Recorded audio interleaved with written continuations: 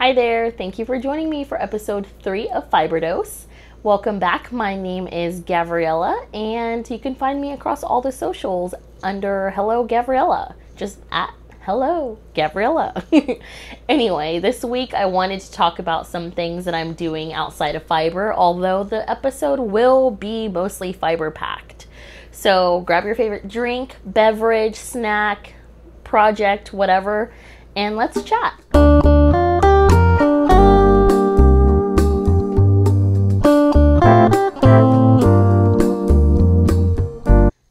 Well, let's go ahead and jump right in. I wanted to share some stuff that I have going on behind the scenes per usual, and something I can talk a little bit more about that I'm super excited to share with you.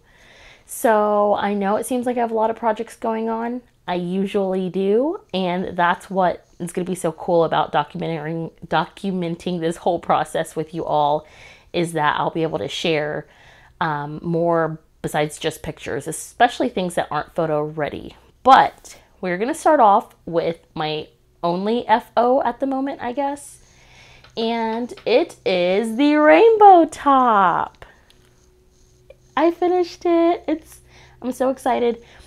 I found that I do have one end left to weave in. Where is it?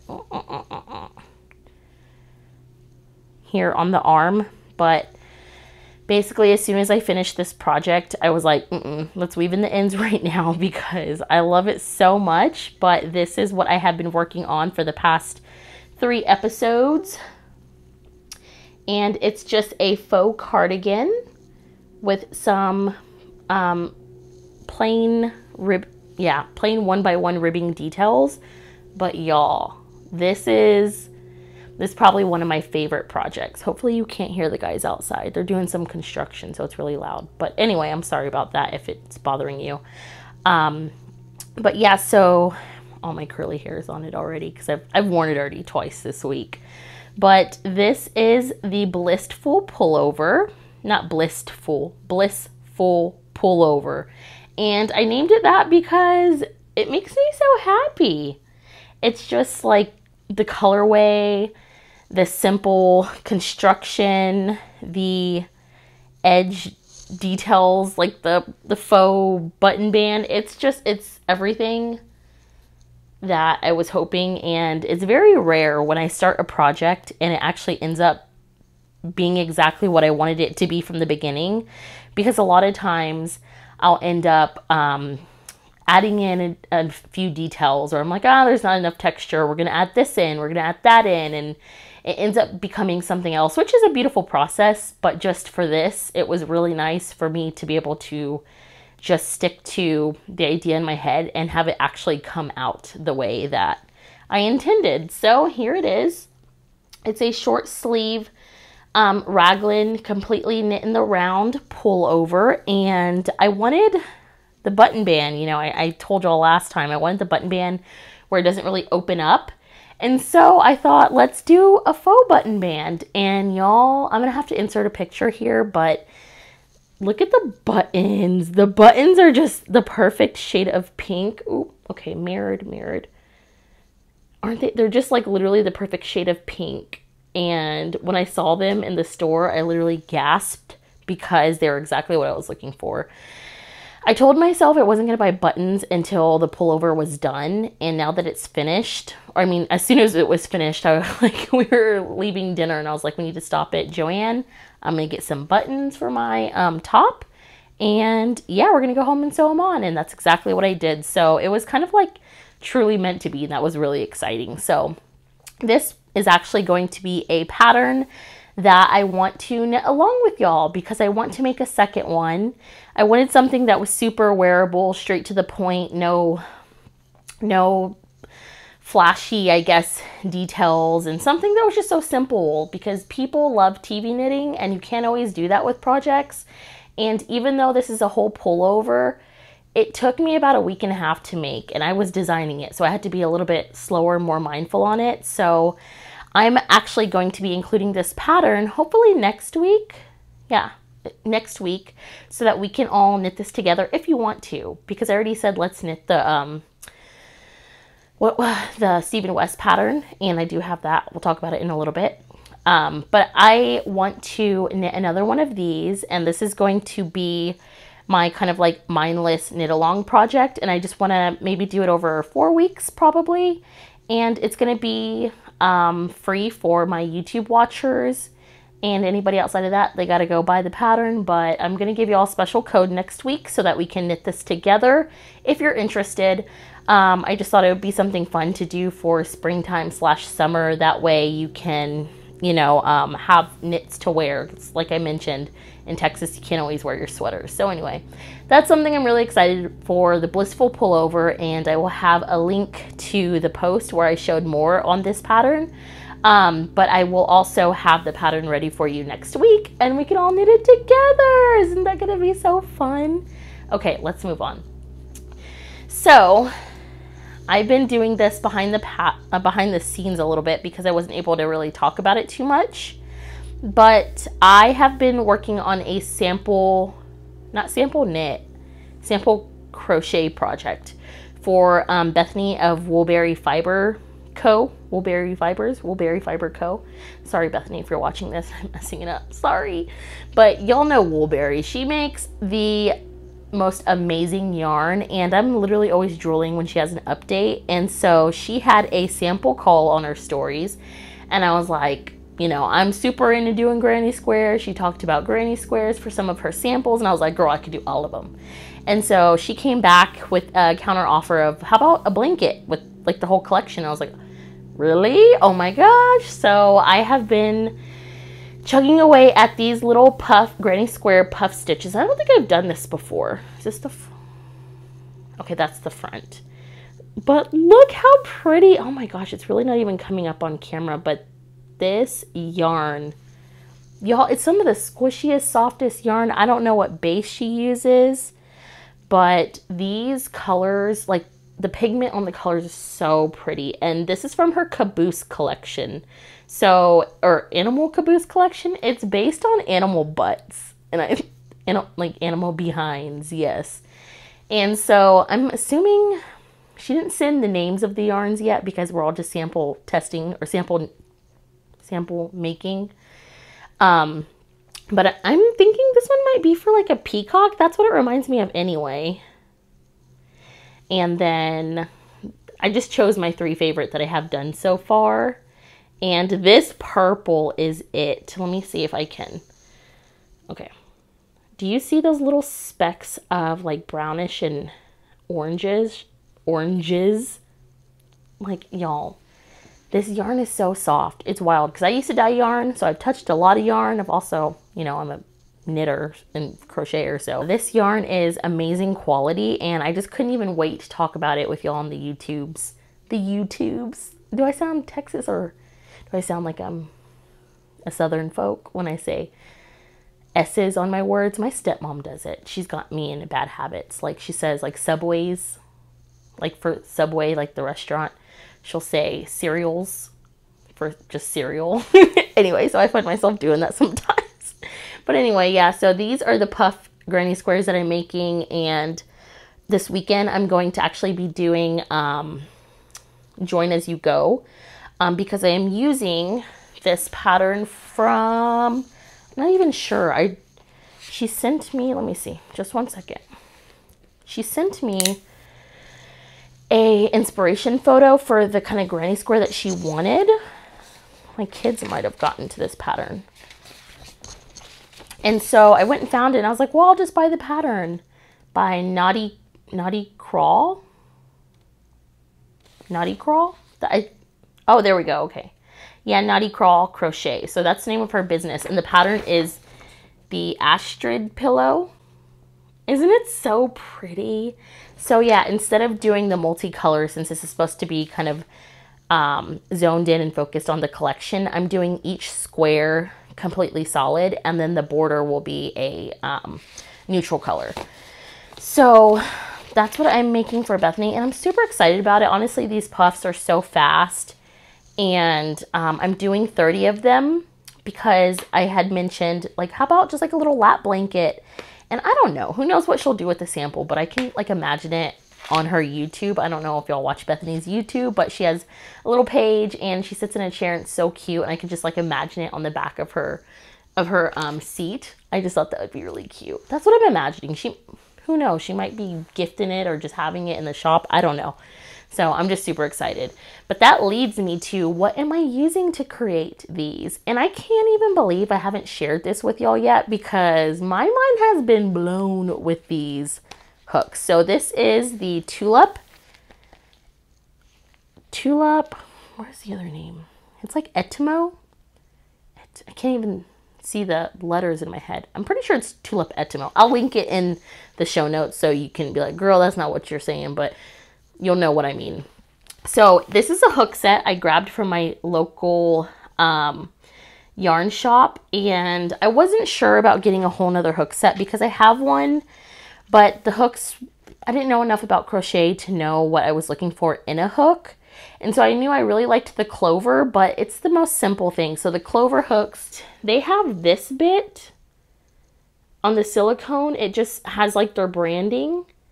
And it's just the tiniest thing, but as I'm crocheting for long periods, that little thing will start bothering my hand. So I was like, I need something similar, and I really like the shape. I learned all about the shapes of the crochet hook that I can't reteach, but I knew what I was looking for. So I wanted something that was similar to this shape and similar to this feel. And I remembered my friend Britt of Not Bad Brit, who does the Makers of Color Collective. She had told me that she only uses these hooks. I'm not sure if it's a set, but so I was like, okay, let me check them out. Y'all, these hooks are it. Because first of all, the set comes with this little pouch. It comes with all the sizes, or all the basic sizes you'll need. If you want bigger or smaller, I think you have to buy those separate. No, they actually have a smaller set, but bigger, I'm not sure. But these hooks are amazing. They just feel so good in my hand, and I like that they're a little bit more flat right here. But I can still kind of work this way, because what is this called? This is the kind of crocheter I am. That's how I crochet. And I have some upside down because those are for the two projects I'm still working on.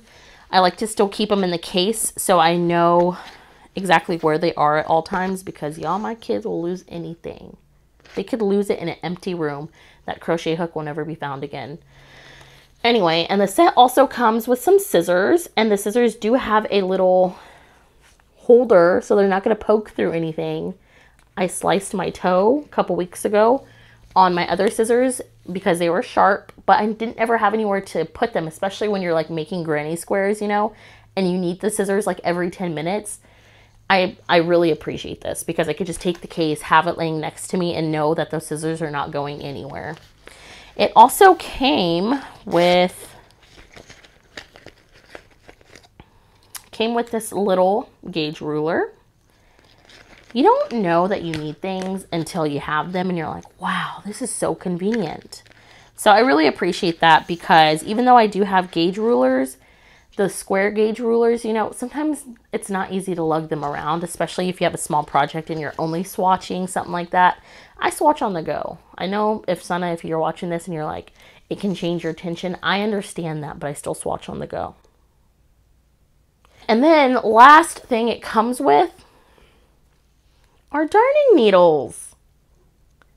And they're the good kind. They're the really good kind. It comes with 2, so I really appreciate that. And it's like everything you need. If you just are at the store and you're like, I decide I'm going to start crocheting, all you have to do is buy this set. I mean, I would probably try out hooks first, but it has everything you need to be a crocheter besides the yarn. Like that's it. So I really appreciate this. And then it just rolls up into a little snap case. I'm a sucker for good details like that are functional and cute. And so, yeah, those are my crochet hooks, and I cannot believe that I'm barely talking about them because I got them before I started this podcast a couple weeks ago, and absolutely highly recommend. I love these. One of my friends on Instagram was posting on her stories that she bought a whole set and she wasn't really in love with them. And so I recommended these to her, and I really hope she tries them. But if you like these hooks, and if you think that they're amazing too. Let me know in the comments. If they don't work for you, also let me know in the comments, because I love to hear the way people do things differently to all get the same result. It just blows my mind that we can do that as makers, you know? It's really cool. Okay, last fiber thing. I'm trying to keep these videos fairly short just because my attention span personally, I don't watch super long YouTube videos. And if I do, I have to like break them up over like 3 days. I'm telling y'all, even if it's like an hour, I'll break them up over like 3 days, sometimes a week, and just keep coming back. So my goal for this YouTube podcast is to have fairly short episodes. So if that works for you too, let me know. If you would like to see maybe occasional longer episodes, I'd love to hear that feedback from you, because at this point, I'm just like, how do we do this? What do people like? Do they like this? And are they bored? I don't know. Let me know. So here is my progress on my shawl. And if you're not familiar with the shawl I was talking about, it's the Stephen West pattern, Vertices Unite. It's absolutely gorgeous. And I love that if you look at the Ravelry, there's like 7,000 projects of this pattern, which blows my mind, because people have made it in all different colors. And I appreciate that, being someone who like is very indecisive on colors, hence why I usually only make solid color things. Well, this is different. It was all one skein of yarn. Anyway, I really appreciate being able to reference that. And even here, so the pattern obviously tells you, here, let me fold this up so you don't really see the pattern too much. Not sure if that's allowed, but if you take a look on this page, the instructions actually tell you what you're going to be using in each section. And on the yardage page, I'm probably explaining something, you're like, duh, but anyway, on the yardage section, it tells you exactly like A, B, and C, how much yardage you're going to need. And so that worked really well for me because I'm using a lot of scraps. And so for this one here, I decided to kind of place my yarns in different sections by referencing a drawing I made. Since there were so many patterns on the pattern page, like finished FOs, I was able to draw out exactly what I wanted. And so here's my first section. Let me show you that first. Y'all look at it! The stripes. Even the edges are flawless. Like, I know you're supposed to put a border on this, but I just don't know how I'm gonna get to covering these up. I don't know. We'll see. We'll get to the end, and then it probably will look all messy, and then I'll be like, oh, thank God there's a border, but we'll see. So for these two sections right now, for section, I don't know which ones these are in the pattern it tells you, but for these two colors, I'm using the Felix, the La Bien-Aimée Felix, and I did decide to hold it double. I know I said I was going to hold it single, but with the yardage, it made sense, and I have enough, so I'm holding it double, and it feels kind of like almost like a sport weight. And then this is the Cash Merino in the color Rust. So those are the two I'm starting with. And I appreciate that I can just use just those two at a time. So it's like section by section and like you're picking up, which works wonderful because then you don't have to have like all the yarns with you all the time. And I'm just holding them in my cute little Knitting Nelly project bag. This is actually a sock bag from a collaboration that we did. But I love everything Morgan makes. So Morgan is her name, the owner of Shop Knitting Nelly. And when we did this collaboration, she legit was like, okay, I'm just going to choose colors that I feel like represent you, and then I'm going to send them all to you, and you tell me what you like. She nailed it. My neutral heart was like, and then look at the back. The back has little stars, but it's plain. My ball of yarn makes that bag look kind of funny. Let me show you the little drawing I did that helped me plan out my colors. And I'm actually going to include this I'm going to include like a coloring page for y'all to see if it helps you plan, because this project honestly took me way too long to plan out because I was not sure where I wanted colors placed. Like, I knew the palette I wanted to go with, but I didn't know where I wanted the colors. So here we go. These are as close I could get to the colors of my actual yarn. And at the top there, I decided to add in that tan color yarn I had right here. Come here, baby. I'm just going to add a section of this tan color yarn because I realized I didn't really want anything that was too close to the Felix color. And alone or next to each other, they look very similar, even though one is tan and one is super pale pink. So anyway, I was able to draw out the color combinations I wanted to get a visual, and that helped me so much. I even saw someone recommend knitting a tiny version with the colors that you're going to be using in what sections, even if it's like a little tiny shawl, just to get an idea of how the colors work together. So that's something you can do if you don't want to do the coloring pages, or if you don't have colors, something, whatever. But I just did that on my iPad, so I'll include that in the show notes for you to download on your own. And also, I decided to bring in another color that was a little bit more pink. I really wanted pink to be a color that stuck out. And so I'm using this yarn here. This is a non-superwash, and I believe the rest of the yarns are superwash, but I'm going to use this for my border and also for those stripes. Where's the yarn label? I have it right here. So this is Maruma yarn, and it is 100% wool, 100% non-superwash, and it's 300 meters, 100 grams. So I actually have 3 of these, so I'm going to use it in my stripe sections as well as on the border. I just thought it looked so pretty, and it's not too like bright pink, but it goes perfect with the palette. I mean, just look at it in the basket. Take the paper out. Just look at it in the basket. It just goes. It just goes. So I'm super excited about that. So as soon as I'm done with my granny squares, I'm gonna continue working on that project, and I hope that you'll join me in making it because I've decided it's being made. I've enjoyed doing it. I don't really have to pay attention after the first few rows. You kind of get in the repetition of just the few simple steps, and that's exactly what I was looking for. And it's just been really fun. Sorry, it's really hot in here today, so hopefully I'm not looking like I'm melting. I'm not melting. I'm fine. Okay, so the last thing I wanted to talk about are cozy games. So recently I shared on my Instagram that my husband had completely redone the housing for my Nintendo Switch, and everything is pink now, like all over. It's not a case. It's actually, he had to take off the physical housing and replace everything. And I found a kit online, and even like the buttons on the top, the game card, and it took him about 6 hours, y'all. He was not happy.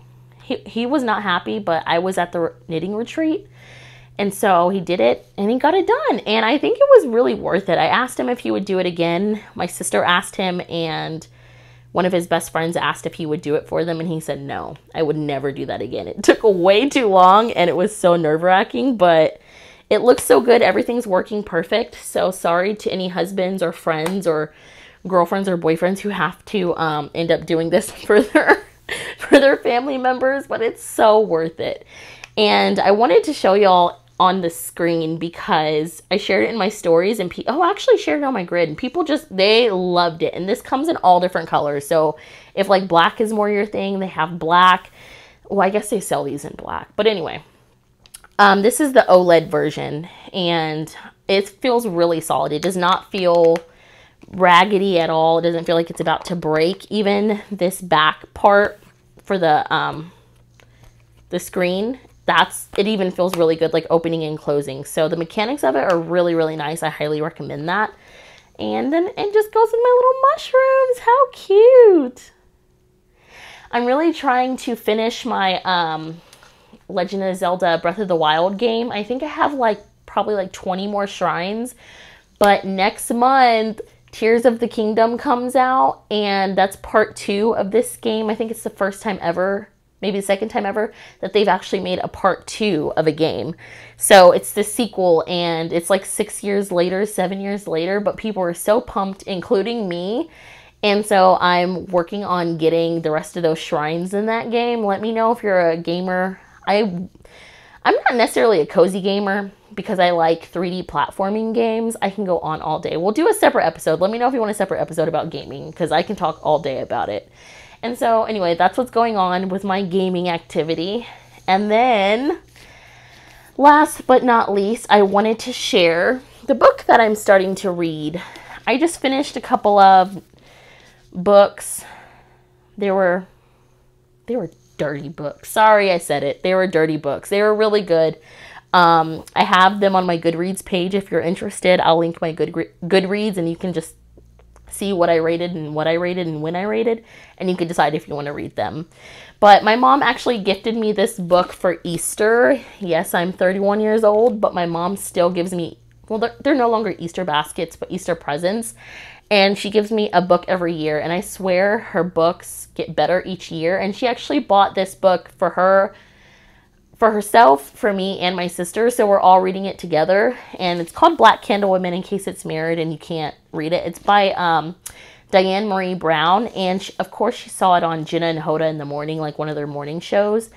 And she was like, oh, my Black daughters. And so she always ends up buying us like books that like help relate to our culture or books about the culture. So I really appreciate that because her book selections actually are super heartfelt. She does work to find the right books, and I don't know, my mom's just not that kind of person. So I really appreciate that she puts time into her book selections for me and my sister because, yeah, being a biracial person, me and my mom sometimes have a disconnect on things, but when it comes to books, she's got it down. So yeah, that's what I'm reading right now, Black Candle Women. If you have read this, I would love to hear what you thought. And I'll let you know next time. I'm doing audiobook and the physical version just for when I'm crocheting or knitting. But I'm thinking it's probably going to take me about a week, unless my mom's like behind.